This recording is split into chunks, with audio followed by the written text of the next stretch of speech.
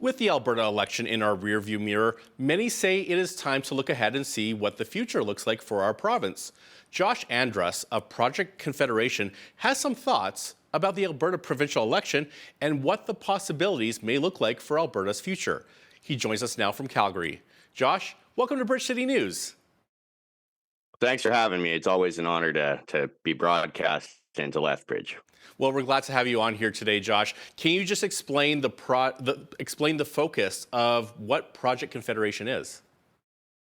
Well, Project Confederation was born out of really a rise in Western alienation across Alberta. In particular, our movement has expanded into Saskatchewan and parts of British Columbia at this point. But the idea is to try and bring the country together. We view Confederation as a work in progress, as a country with unique regions and changing ideas about how to deal with the local problems. So Project Confederation, we launched in 2019 with an objective to try and assuage that feeling of alienation by getting a stronger Western Canadian presence in Ottawa. We launched a 9-point policy agenda called a New Alberta Agenda in October of that year, which outlined 9 different policy steps that we recommended the Kenney government take. Those ranged anywhere from an Alberta pension plan, an Alberta police force, to a fully revamped Senate, where it's a Triple E Senate, an elected Senate with an equal number of senators per province and effective power so that it can act as a regional balance in a country where the House of Commons has 199 of the 338 seats in Ontario and Quebec. Right. Now, the grassroots part I get, but isn't Confederation really set in stone?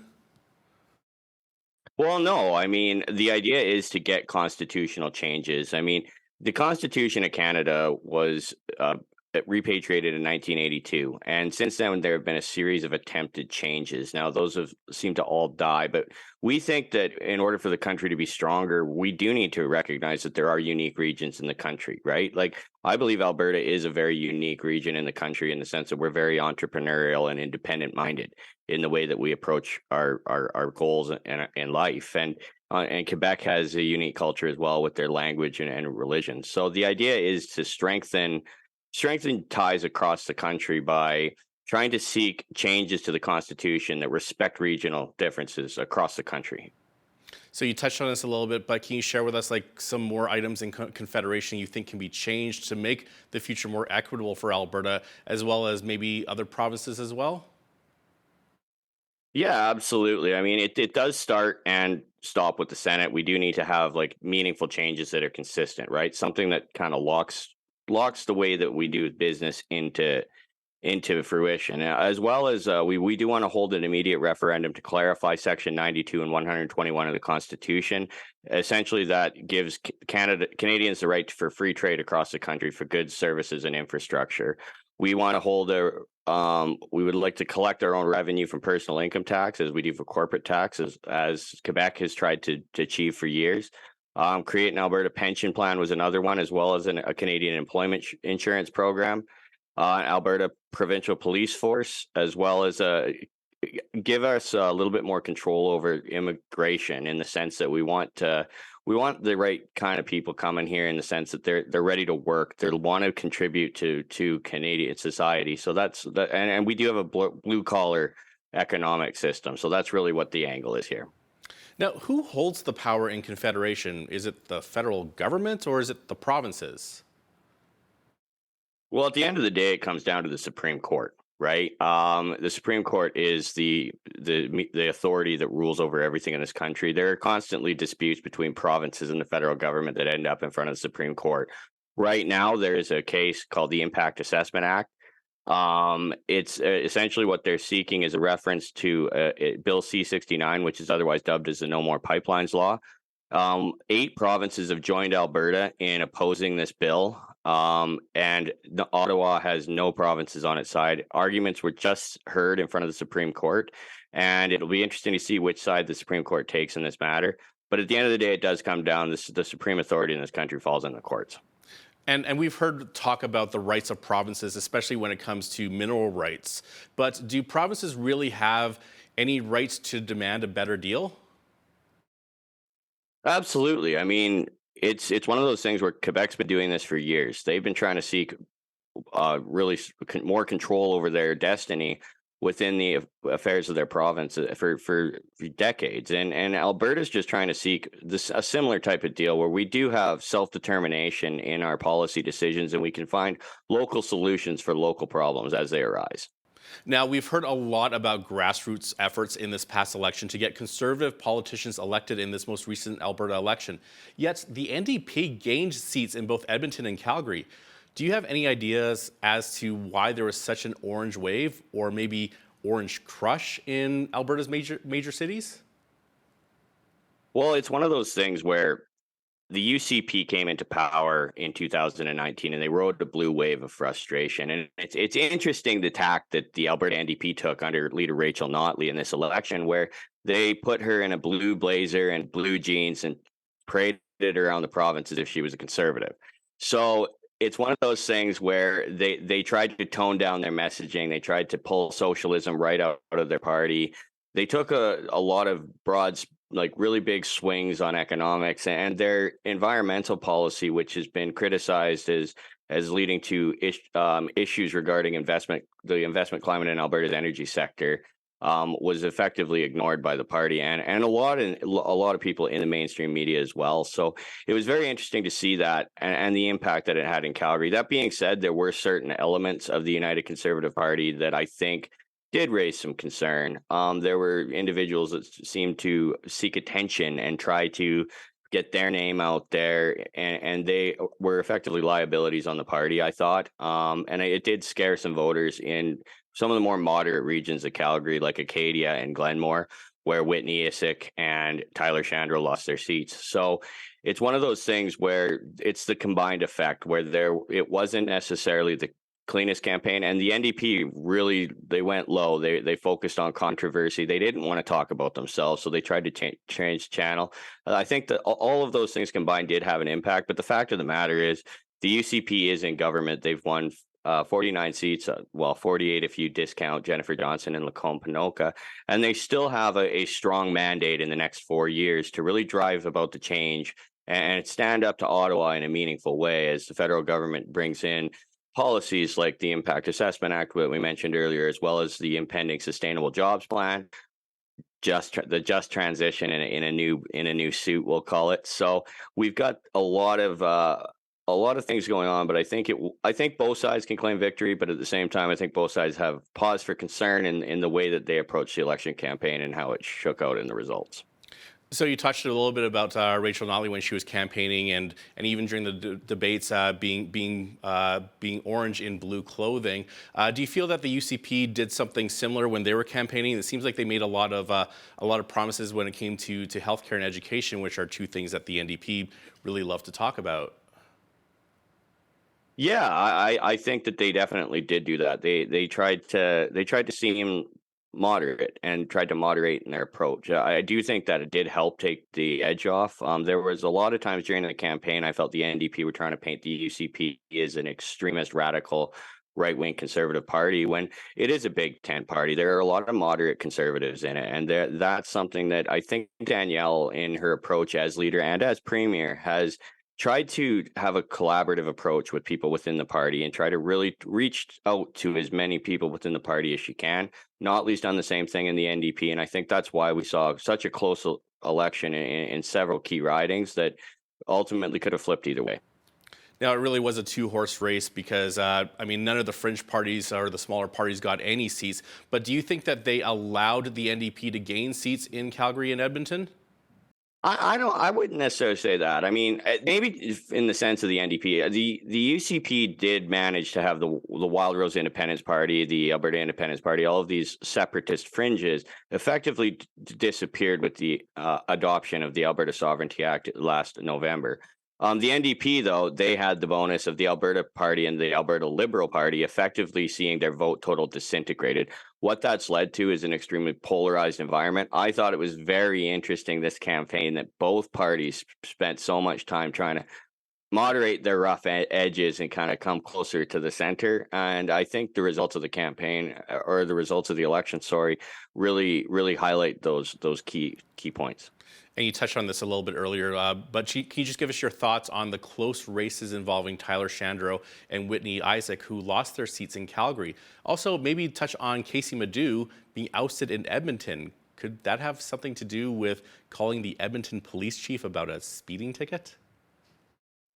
Yeah, I'm not going to touch too closely on the controversy there. I'm obviously not a lawyer. I don't understand how that works or what he was doing, but I don't know if it was so much these individual issues with the candidates as just a shift in voter dynamic. Casey Madhu, he barely won a seat, and in 2019, Chandro and Isaac had stronger majorities, but they were very much in these swing ridings 4 years ago that went UCP. So we are seeing. It's tough to see too, because Tyler Shandro, I thought towards the end was a really good cabinet minister. I loved his. He was law and order Shandro at the end. I like to call him, but it is something that I do think we are seeing shifting dynamics, and maybe some of the attacks the NDP laid on the UCP really did scare some of the more moderate conservatives to stay home on election day that otherwise would have turned out in those ridings, as turnout was relatively low compared to the last election. Now, getting back to the grassroots, do you have any sights set on the next provincial election? I mean, Rachel Notley, she has lost 2 elections in a row. She's staying on as leader. Well, do you think she'll run in the next election? You know what? The next 4 years is going to be fascinating. I mean, the NDP as a party, I think, really does revolve around Rachel Notley. It was her face on most of the signs, even in some of the ridings I was in Calgary. You know, it's Rachel Notley's picture everywhere. I don't know who the local candidate is.